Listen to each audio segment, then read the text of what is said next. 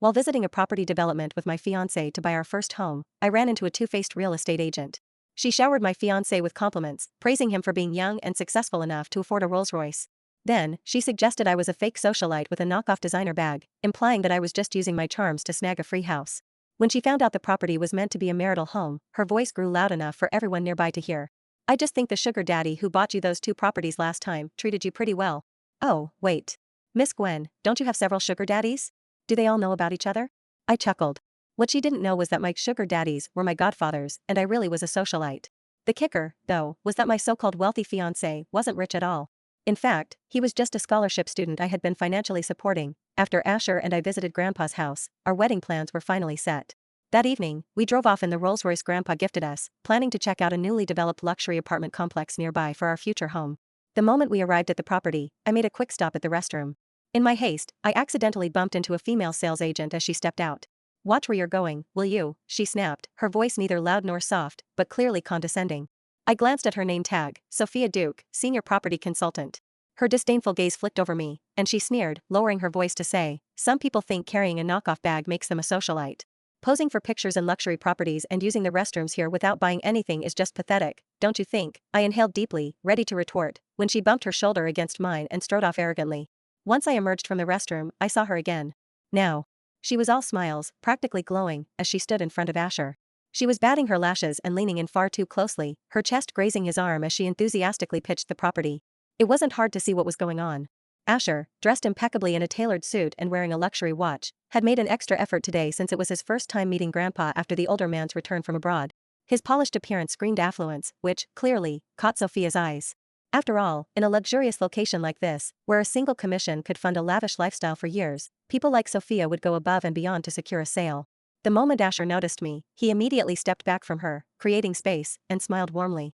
"Gwen, come over here." Sophia's face froze when she turned and saw me standing there. Her discomfort was evident as she forced a smile. "Miss Gwen, you're with Mr.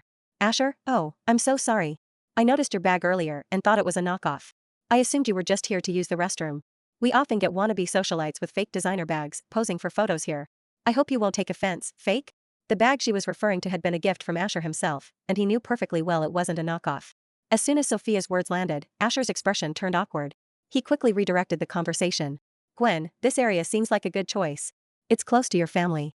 Why don't we have a look around?" I had no desire to deal with Sophia any longer, so I bypassed her entirely and walked straight to Asher's side. "No need for more talking. Let's check out the model homes instead." Asher gently placed his hand on my shoulder and tapped my nose playfully. "Whatever you say." While we waited for the elevator, Sophia's glittery shadowed eyes remained fixed on Asher. "Mr. Asher, you're so accomplished. You must be the CEO of some company, right?" He gave her a polite but detached smile. "Not exactly." Sophia, encouraged by his response, dropped her voice into a coquettish tone. "You're so modest. Anyone driving a Rolls-Royce at your age has to be nothing short of extraordinary." When the elevator arrived, Sophia glanced at me disdainfully before stepping inside. As she did, she subtly adjusted her neckline, pulling it down just enough to flaunt more of her chest. She brazenly shoved her way past me to stand beside Asher, her heels painfully stomping onto my foot in the process. "Hey, what's your problem?" I exclaimed, wincing in pain. When Sophia heard my angry outburst, she immediately put on a look of wide-eyed innocence. "Miss Gwen, I'm so sorry. I was just trying to press the elevator button for you. Please, don't report me. I'm just a sales consultant, not like you. You can probably get a house with just a bat of your eyelashes. You can yell at me all you want later. Just, please don't file a complaint." Seeing that the spot where her heel had landed was red, Asher kneeled down, gently massaging the top of my foot. He looked up, concerned, but said, "Gwen, let it go. I don't think she did it on purpose. I'll carry you if it hurts." My chest tightened with frustration, but I forced myself to calm down. We were here to pick out a home, after all. Grandpa had only recently approved our engagement, and I didn't want to ruin the mood. I took a deep breath and nodded stiffly. Once we entered the model home, the pain in my foot became too much, and I looked for somewhere to sit. However, just as I was about to lower myself onto a plush sofa, Sophia suddenly stepped in front of me. "Miss Gwen. Wait a moment," she exclaimed, rushing off to the bedroom. She returned with several towels and began meticulously spreading them over the sofa.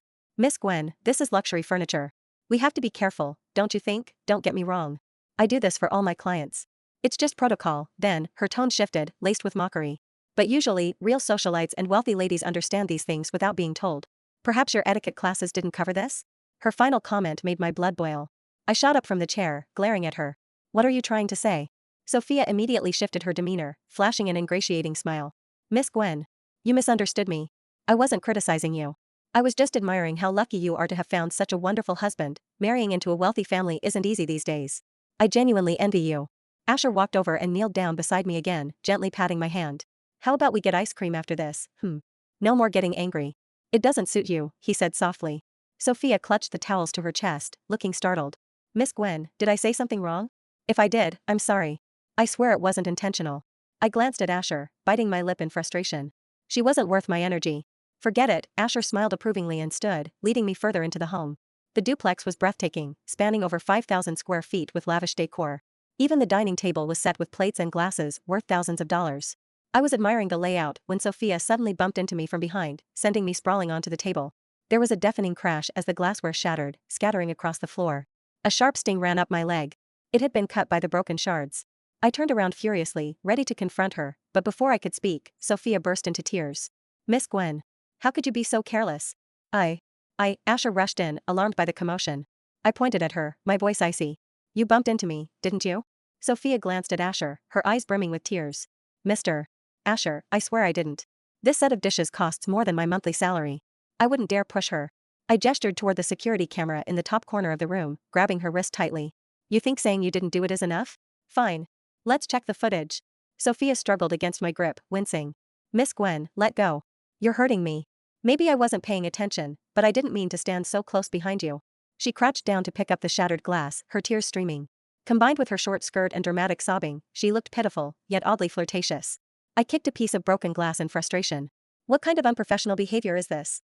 Asher stepped forward, wrapping his arms around me protectively, and saying, Gwen, it's okay. I believe you. It's just some broken plates. We can afford to replace them. By the way, I think this duplex is perfect for our future home. Don't you think? The words future home made Sophia flinch. Her hands trembled as she continued to pick up the shards. She glanced up, her eyes red, and her voice shaky. Miss Gwen, but I thought, the man who gifted you 2 houses last time treated you well? Oh, wait. Aren't there multiple godfathers? Do they all know about each other?